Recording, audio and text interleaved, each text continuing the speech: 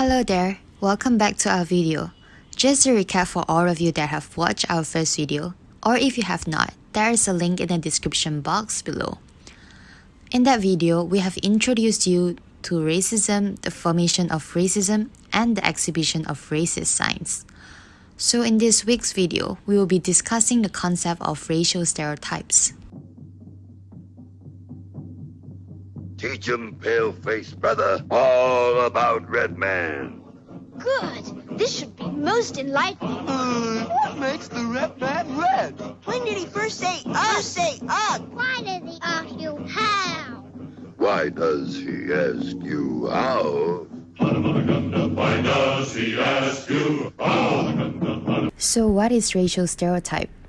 It is an automatic, sometimes unconscious, and exaggerated mental representations that we hold for a racial group and their members.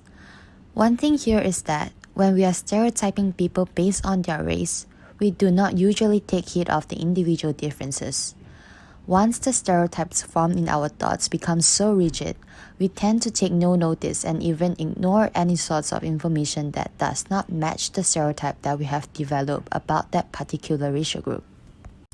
How are racial stereotypes formed? There are several ways in which we develop racial stereotypes. Since we were young, we have learned and started to put people and objects around us into categories because it is one of the ways that make the world that is so complex into a simpler form. As we grow up, we get influenced by our surroundings, like our closest circle that consists of parents and peers as well as from the media. This could be related to the term known as implicit social cognition, that describes the cognitive process that takes place beyond our conscious awareness or control and related to the social psychological construct including our attitudes, stereotypes, as well as self-concepts. It increases our tendency to label racial groups as being more superior or inferior to other racial groups. Besides, we tend to rely on what the media has depicted as stereotypes to formulate an idea about people from other races, especially when we did not get to interact enough with people from other racial groups. Furthermore, suppose we have encountered any negative experience with members from a particular group that we stereotype negatively. All of a sudden, a kid came up to me and he had one of these pamphlets, one of these show pamphlets. He took the pamphlet and he started hitting my leg non-stop. It wasn't painful, but it was annoying as shit, okay? Then all of a sudden, mom came. The mom was like, Joshua, stop it! Stop it now! If you don't stop, this Apunene here will catch you. In that case, it will strengthen the racial stereotypes in us and result in more negative perceptions about the racial group. In the long run, we develop a mindset of us versus them, similar to the idea mentioned in the first video, known as the in-group and out-group. You might wonder, will racial stereotypes bring harm to people? Negative stereotypes are harmful to people of color because those stereotypes are based only on assumptions, which might not even be true at all, instead of their personalized information.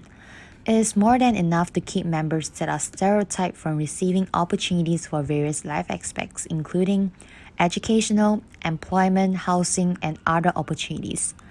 Those seemingly positive stereotypes can as well bring negative consequences to the people that have been stereotyped.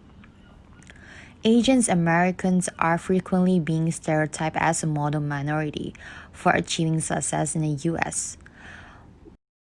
One study has shown that Asian Americans experience negative interpersonal and emotional responses as a result of sensing that they are depersonalized when positive stereotype statements in an intergroup interactions are expressed. For example, a statement such as, Asians do well in math.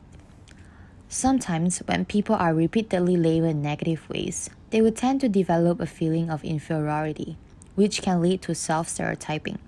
That refers to the tendency of individuals that belong to a stereotyped social group to relate the stereotypical traits as a description of themselves, as compared with traits they are unrelated to the in-group stereotype. In other words, self-fulfilling prophecies will take place and support the stereotype further. Next, we will talk about some examples of the racial stereotypes in Malaysia. Malays are lazy. Is that true? Well, in fact, among 1 million companies that registered with the Companies Commission of Malaysia, 40% of the companies are owned by Malays and other Bumiputra entrepreneurs. There is one study conducted to discover the nature of Malaysian youth entrepreneurs by collecting data from 581 youth entrepreneurs located in Klang Valley, Malaysia. The research includes comprehensive profiling in terms of their personality traits, socioeconomic background, type of business activities, and enterprise development level. Their findings revealed that among the entrepreneurs, Malay male entrepreneurs constituted the most, aged between 25 to 40. They have received upper secondary and university education, and are married, and have the common attributes of business, known as the willingness to take risks, work hard, learn continuously, and are unafraid of challenges. A scholar, Syed Hussein Alatas, has defended this stereotype in his writings, namely The Myth of the Lazy Native, in 1977. According to him, this stereotype stemmed from the ideology of colonial capitalism.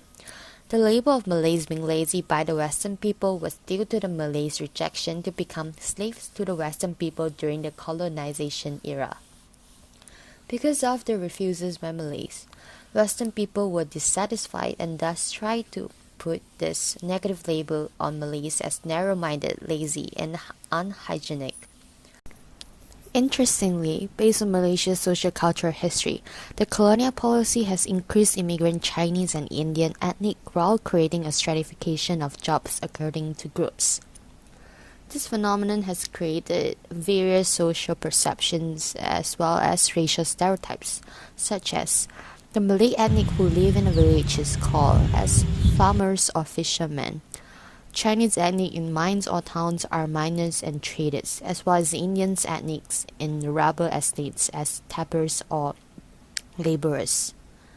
For instance, in 2013, the principal of SM Alam Mega in Shah Alam had purportedly lashed out at noisy non-Malay students during a school assembly and told them harshly, "Balik India dan China," which means go back to India and China. Given the information mentioned about stereotypes, it is always wise to challenge the stereotypical thoughts or beliefs that you might have towards certain racial groups. When you find yourself stereotyping an individual who came from other racial group, always stop and ask yourself, is this true? Do I have enough proof to justify my thoughts? Or am I just generalizing the experiences I had with other members who came from that racial group to all other members that belong to that same racial group? Remember, do not jump to conclusions so quick. With this, our video for this week has come to an end. We hope you learned something from the videos and kindly leave your comments down below if you have any questions. See you in our next video.